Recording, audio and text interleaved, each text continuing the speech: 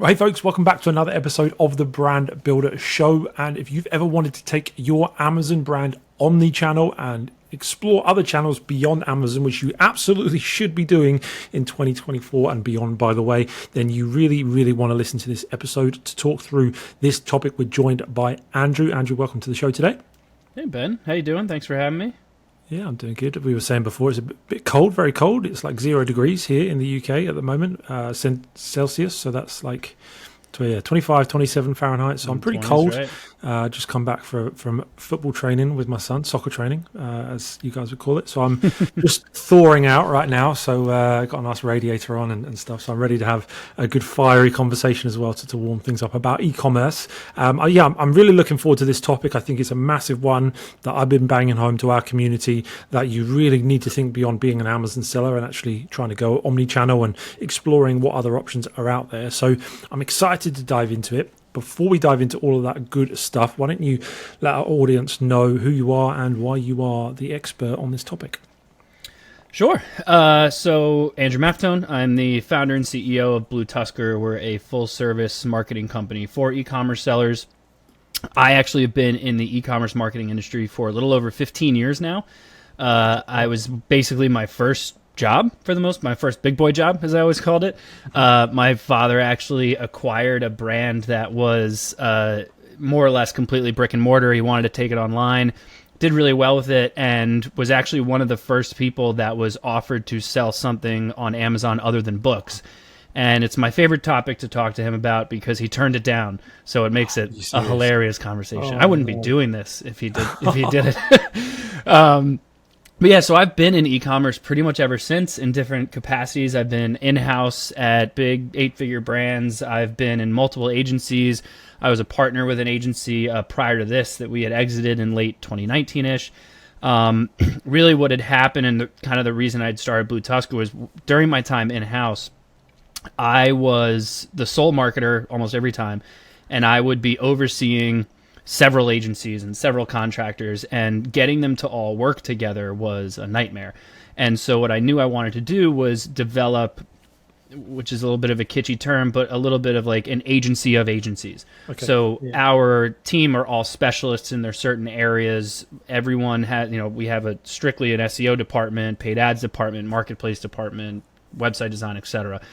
And really that allows us, when we're putting our account strategists kind of act as fractional CMOs, so when they're putting a campaign together or something, it allows us to oversee the entire thing.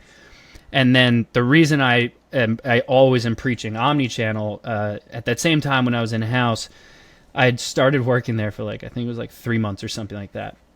And this was 2005, no, not that far ago, sorry, 2015, 2016, somewhere in there. So Amazon still in its heyday of new sellers making good money. And it was, I think, 80-something% of our revenue. And we were 2 weeks into the busy holiday season, right around this time of year, actually, at least as the time of this recording. And typical, a big seller spending a lot, credit card maxed out, couldn't get it cleared in time. So we went to switch the credit card. For whatever reason, Amazon thought it was fraudulent, completely suspended the entire account for 2 weeks during the back end of Q4. And I thought I was out of a job. I thought, we got to get more revenue on the website so that I'm not so reliant on this. And ever since then, as I started to get deeper and deeper into it, I've had more and more horror stories like that. Plus, I've learned a lot about the acquisition side of, when someone goes to sell, if they're just on Amazon or not. So really, all signs point to Omnichannel, so it's been a big focus of ours for years now. Perfect. Well, that's a great setup for the conversation, really. For our listeners that are maybe just selling on Amazon, why don't you kind of give us a bit of background on what does omnichannel even mean? Go back as far as that, and then, what are the benefits of going omnichannel for Amazon sellers? If you're solely selling on Amazon, really, you can start different tactics from an off Amazon perspective to really focus still on your Amazon business. You don't have to go from Amazon to a website and jump into everything. There's ways to really ease into that. But when I refer to omnichannel, I'm referring to brands that have, their own website, and then they're also available on Amazon and Walmart and eBay and Chewy and Wayfair, wherever else they have. and using their marketing strategies to manipulate the audience into going into whichever direction they need it to based on where the brand is at that time. So we put strategies in place where sometimes we might be driving a lot of traffic to Amazon. Sometimes we might be using Amazon as more of a customer acquisition channel, and we're trying to bring people back to the website. It could be the same thing for other marketplaces. So it's really about developing more of a holistic marketing approach across all of your sales channels, as opposed to what tends to be the case, which is a lot of sellers that will focus their marketing initiatives on individual sales channels, almost like treating them like separate businesses. We come in and treat it as one holistic business to do what we can to bring in, obviously, as much profit as possible, but also really grow that customer base. Yeah. I know it may be just semantics, but multi-channel, omnichannel, are you thinking the same thing when you use those terms, or is one different to the other? More or less. When I think multi-channel, I think that you're a multi-channel seller, so you sell on a lot of different channels, but an omni-channel strategy is really having your marketing overlooking the entire concept. So having different aspects of where you're directing traffic and things like that. Like a lot of sellers will solely look at their Amazon business and then that's all they focus on. Then they have their Walmart aspect and that's all they focus on. Then they have their website and that's all they focus on. They treat them like let's say in that scenario, three separate businesses, almost like three separate brands. An omni-channel approach is more of how do we treat these holistically and let our consumers shop wherever they're most comfortable, and have our marketing initiatives be a little bit more aware about where the products are available depending on where that consumer prefers to shop. Yeah, nice. That's a helpful and important distinction, I think. So thank you for that. Do you think should listeners that are just selling on Amazon and thinking, sounds good, I'd like to try it, should all sellers go omnichannel? Is there a stage of their business on Amazon that they should think about going omnichannel? Should they go omnichannel from the start? What are your thoughts there? I like Amazon as a proof of concept type of channel. You can obviously make a lot of revenue on it, but because of Amazon's margins, profit is tough sometimes. And, going from, Amazon and then immediately starting to sell on your website, developing a website and stuff like that, like unless you're funded, that's a very expensive approach. I like doing it in a lot more of like a kind of a tiered approach and going through steps to test the area, right? So you want to prove your product or your product line's viability. Going on Amazon is great. They got pre-existing audience. You just got to make sure that your listings look great. You have good advertising in place. It's a lot harder than it sounds, but that's really what Amazon is at the end of the day, is just leveraging their existing audience. Then what you can do as time goes on, if you're like, okay, I want to start testing some selling off Amazon. What I always say is put your efforts into building out a really nice storefront, your Amazon storefront, and do some sponsored brand ads and send that traffic to your storefront to see if you can get the storefront to convert. So once you can prove that your storefront can convert, or at least drive reputable traffic back to your listing and that'll convert there, you've now proven that your storefront is able to convert. From there, what you can now do is go, okay, who is my customer base? Do I need to educate them? Is it a wildly competitive space? In which case, I might want to do social media ads or something like that. Or is there a lot of search volume for this and competition is relatively lower? Do I want to try Google search ads or maybe even Microsoft search ads, right? Then I'm going to use Amazon attribution and I'm going to drive that traffic back to that storefront. I've already proven that the storefront can convert. So now I want to see, can I take off Amazon traffic, drive it to this storefront and still get it to convert at a certain level? I don't necessarily need it to be completely profitable, because I also want to keep in mind that once I do diversify and build my own website, my product margins are actually going to be better. So I just want to factor in like a break even is great because I know I'm going to make even more once I get it to convert off Amazon. Once you prove out the storefront, then it's your choice, right? You have the option of, you could invest into building a website and starting the process, the really what the end goal is, or you can still ease into it and you can do, maybe you just do a landing page. Maybe you focus on just a single product for a little while or a bundle or something like that. Take that same traffic you were driving, drive it to that storefront. If you're in the States, you have the ability of the Buy with Prime button, so you can still benefit from some of that pre-existing Amazon brand awareness, or you can even make your own button if you're in the UK or something. And then that way, when you're driving that traffic to that landing page, now you just want to see like, okay, now is my product viable off Amazon?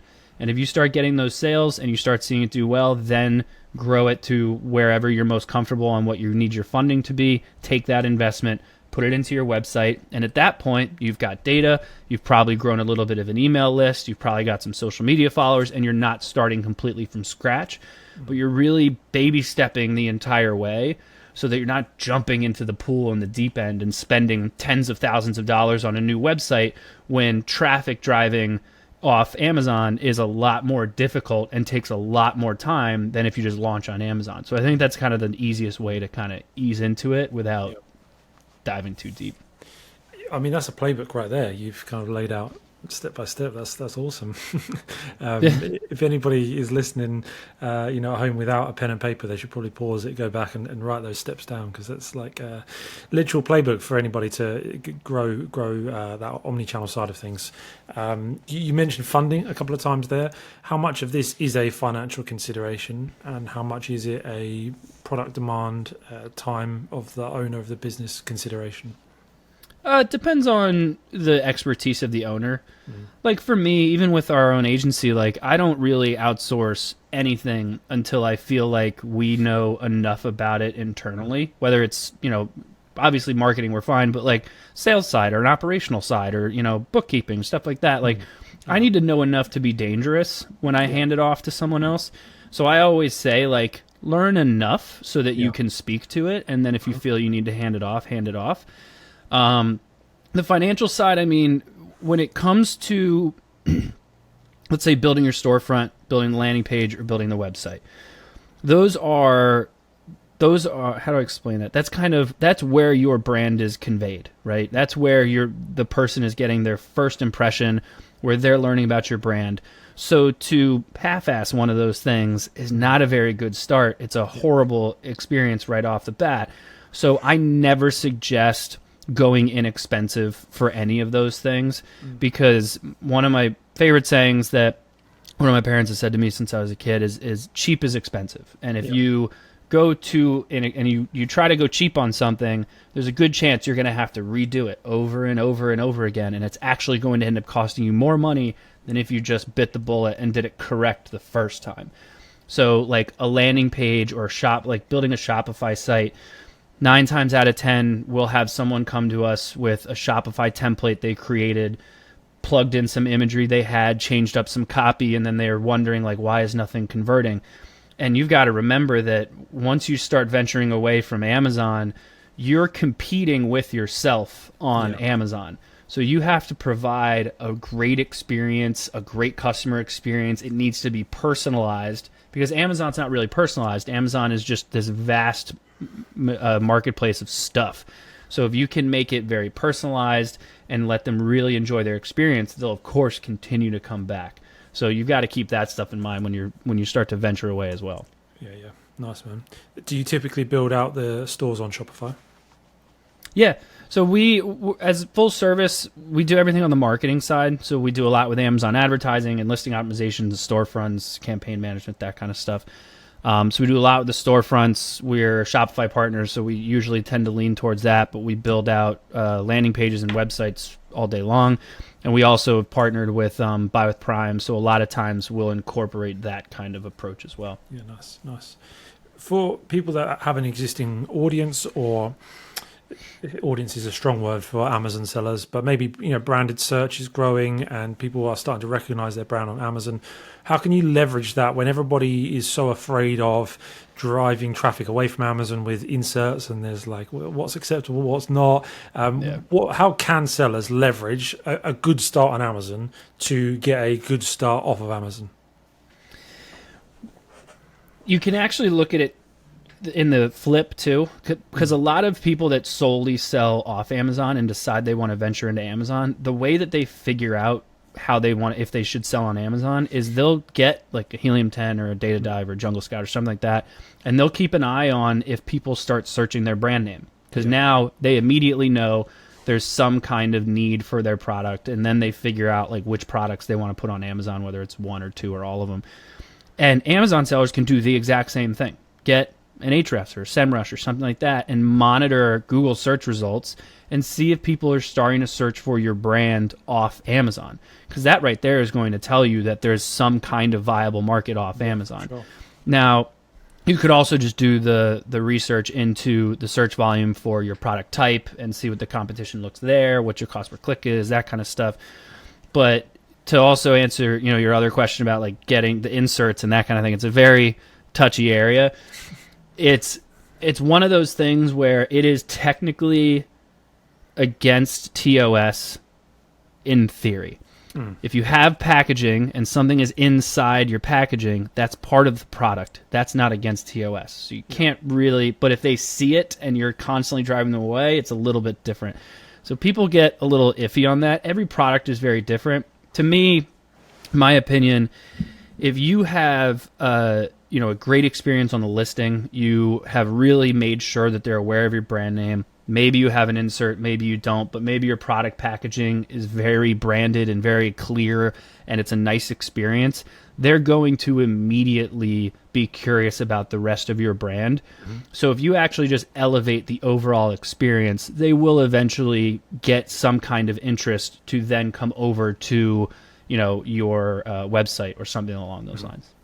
Do you generally recommend people take one successful product, say a new brand, launches with one or two products, a small product line, and then go omnichannel? Or would you say double down on one channel that's working well, grow your product line before expanding out to channels?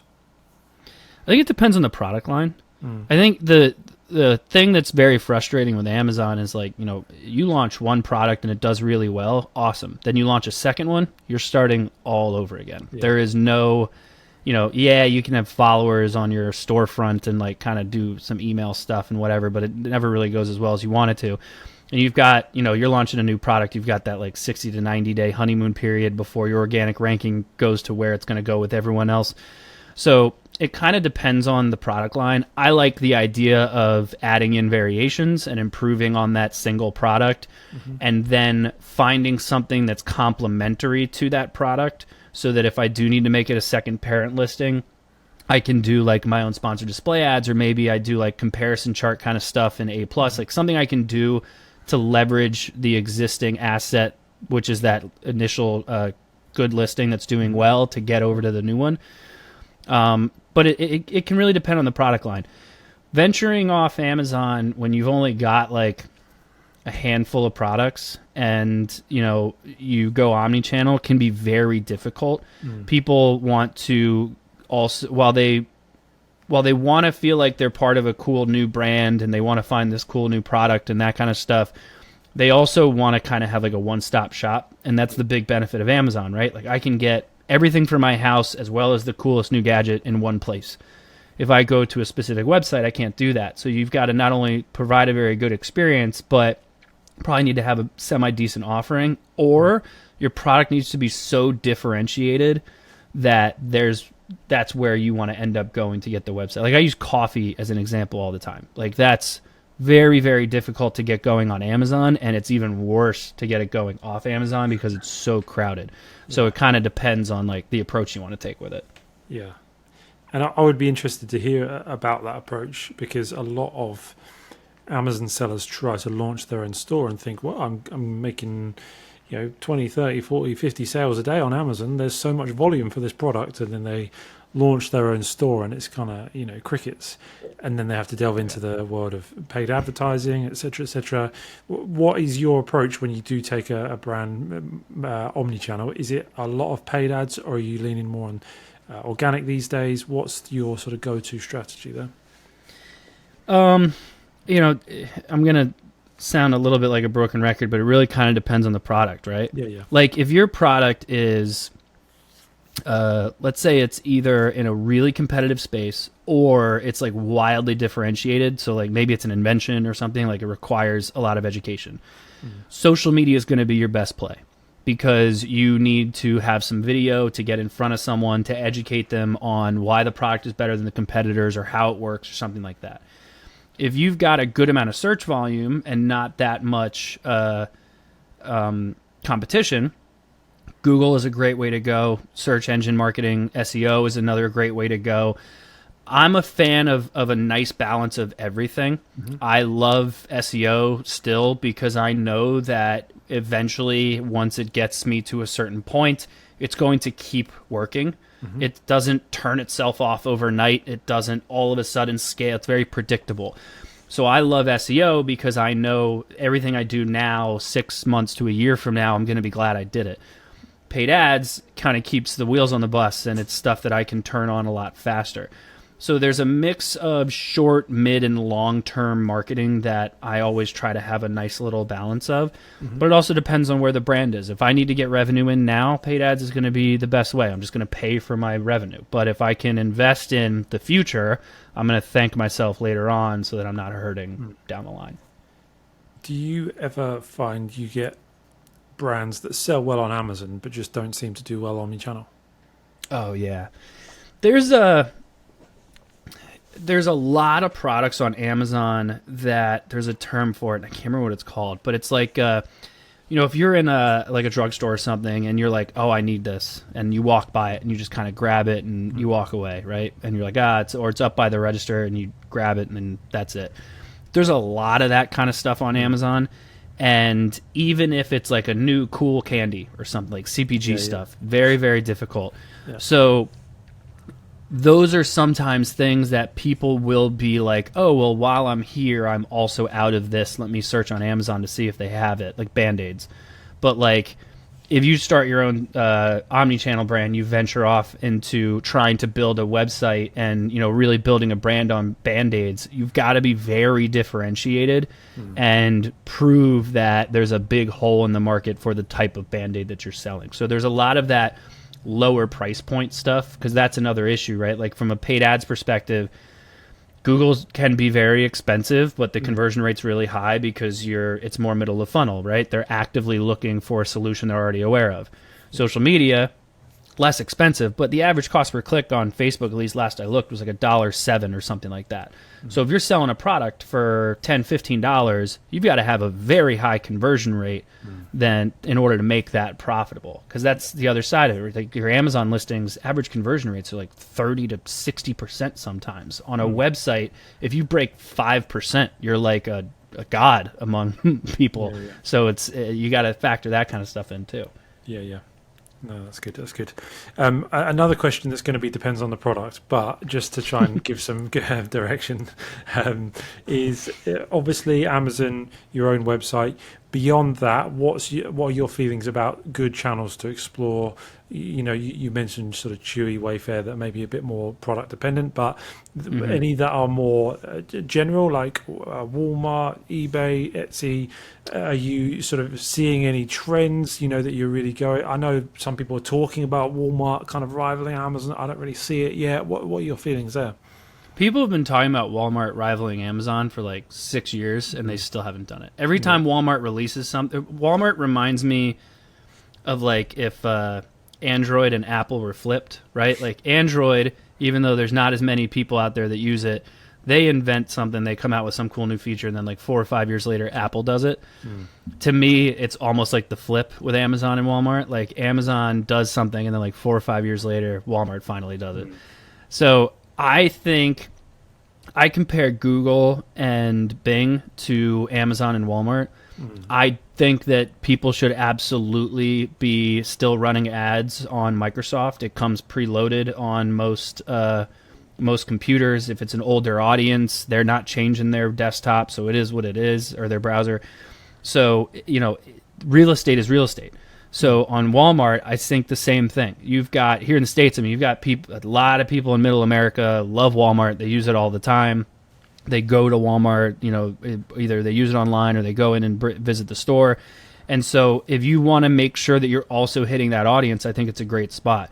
There's so many marketplaces out there now. You've got Walmart, you have Wayfair and Chewy and Rakuten and what else? There's another one I'm thinking of off the top of my head. Target started doing stuff, and then Home Depot's got stuff now. And so it's like, really depends on, you just want to be where your customer is. I always say, go through the fight, get onto the marketplace, and then the worst case scenario, you find out that the effort that you have to put in just to keep the listings alive is too much. But at that point, then you pull it down. But even if it's pulling in some kind of revenue for you, you're in the correct area where your customer is shopping. And I think that providing your customer the best experience you can, which also means being available everywhere that they shop, is going to be the way that digital marketing and specifically e-commerce is going to go over time.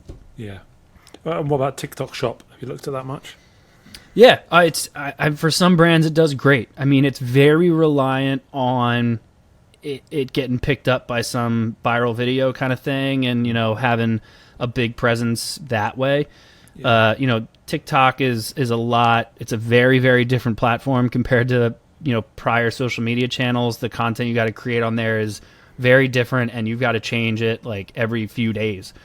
So it's fast paced. But if something picks up and it trends, you're in a great spot. And so having it available on TikTok is fantastic. It's not hard to get set up on it, especially with Shopify. You just feed it directly in. And then if you're doing any kind of influencer marketing, it's almost a no-brainer. Yes, that's what I love about it, is the whole creator side of it. It's very different, as you said, to any other platform, and the possibilities of creators just coming in and saying, I want to promote that, and the commission side is already set up. They've already got that sort of all connected in. It's quite innovative in that sense. So I think there's definitely a lot of potential there for some brands. Yeah, I mean, the fact that they kind of gave it that like affiliate market aspect where anyone can be an influencer is great. So now it's just a matter of put your stuff up there, and if people like it, they're just going to start plugging it for you. Yeah. So I have a podcast, e-com show. I primarily speak with other e-commerce sellers. I just had the director of e-commerce for Health Aid on, so it's a big kombucha brand. Yeah. And they were telling me, we plugged in TikTok Shop and we started to, tell a few influencers that we had, but then all of a sudden, I think it was a few months ago, he mentioned that TikTok, it just became a trend for kombucha, and he's like, we sold out in retail, we sold out online, they were just scaling super fast, and it was mainly because they were just available on TikTok, and they gave it a little bit of a nudge, but then outside of that, it just took off on its own. And so, it's another one of those, you just want to be where your customer is. Yep. When you're investing your time and you're really starting to hone in on a channel, I'm a very big proponent for focus on a single channel, nail it, and then move on. But doesn't mean that you shouldn't just have some kind of presence in the other ones that you want to get to eventually. Because if you wait until last minute and then you get on there, someone could take your username, you could have no following, it becomes a whole nightmare. Right. Yeah, definitely.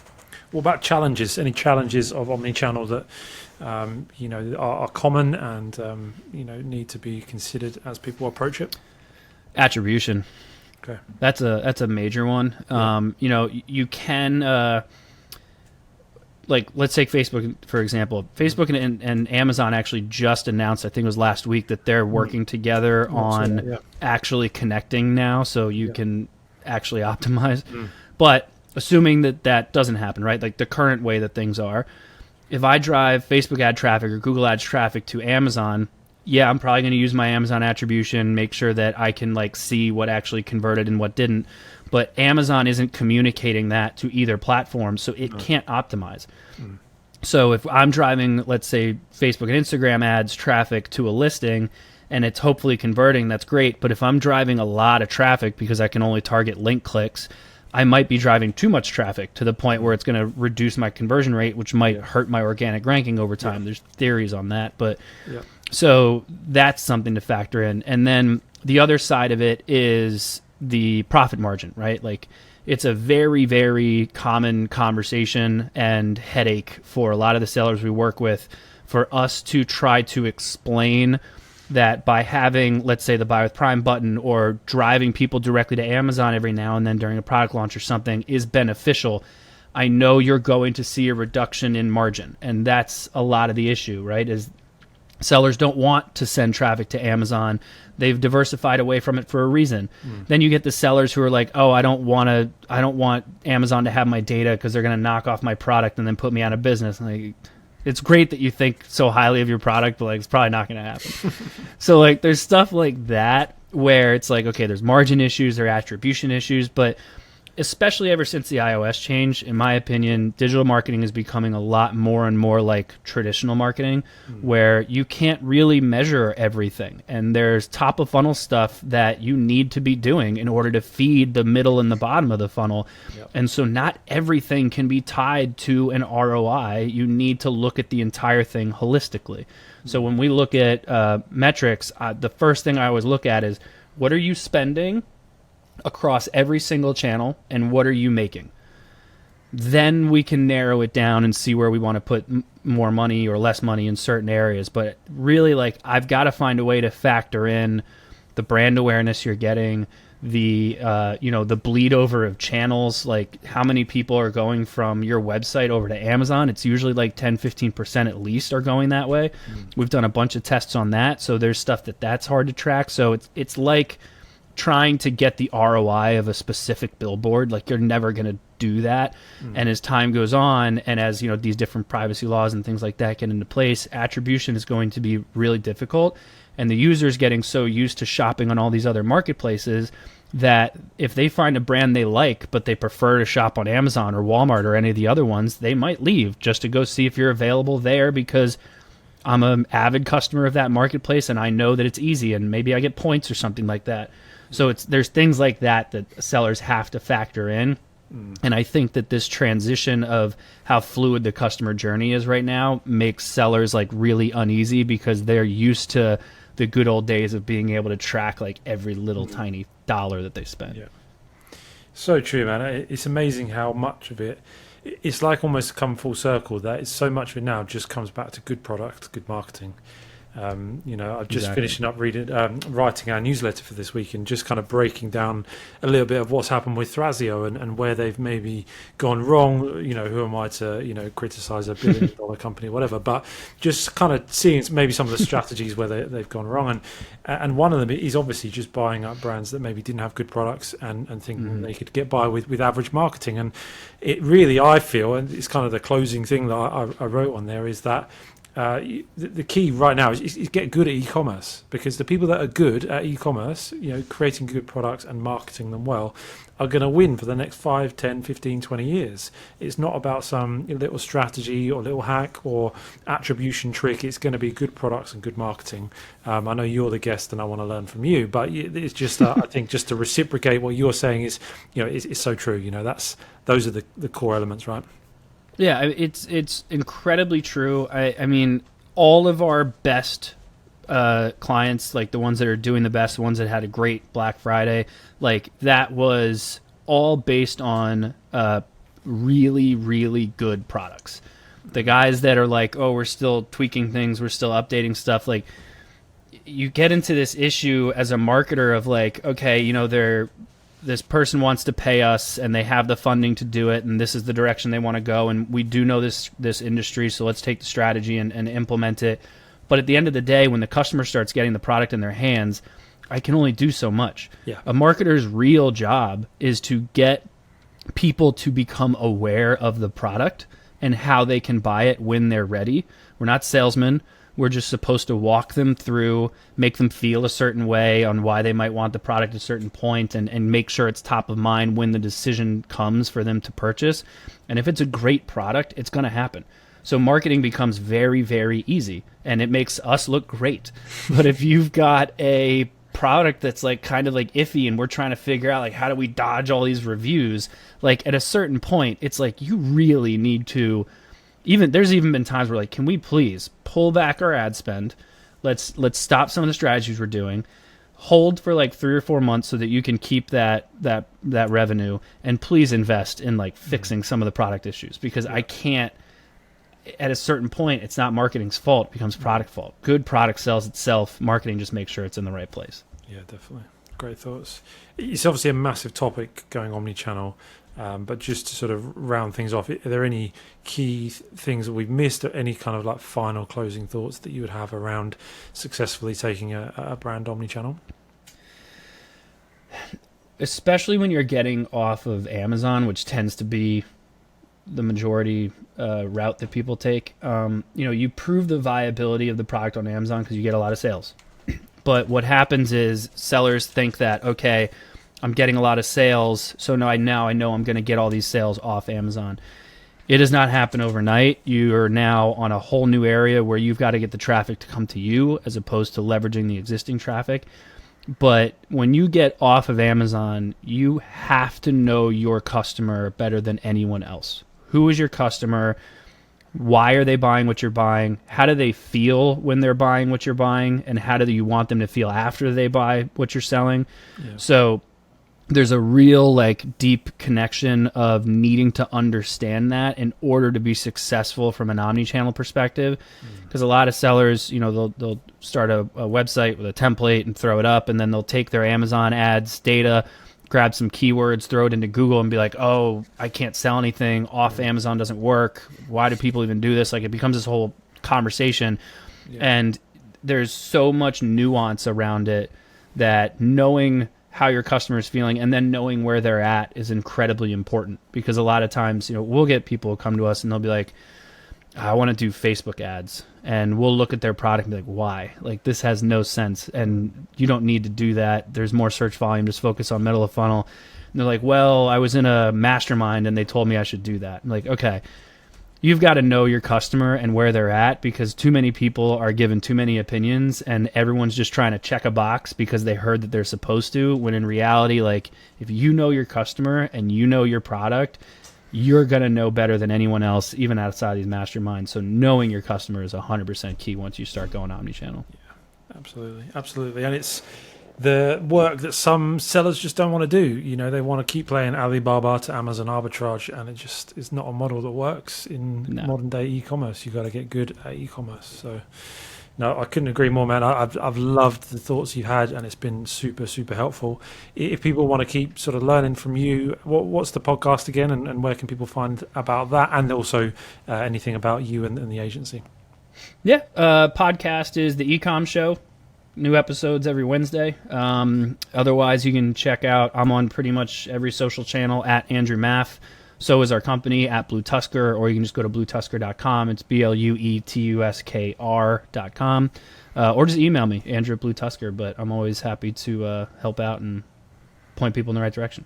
Awesome, man. Well, we'll get the links for those in the show notes and everything as well, so people can find that easy. Thanks for taking time out. I know you must be busy with lots going on, so appreciate you taking the time out and sharing with our audience.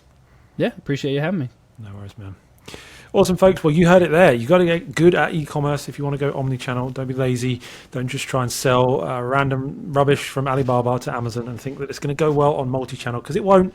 But actually do the work, get good at e-commerce, go omni-channel and see what you can build. If you have enjoyed the episode today, please give it a like, subscribe, all that good stuff. And we will see you in the next episode, same time next week. Take care.